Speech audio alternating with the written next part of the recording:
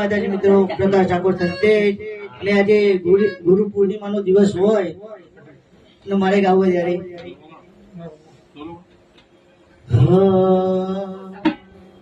તારે ને હાર ન તું જગડો પ્રભુ આરા પાઠ ભણાયા તારે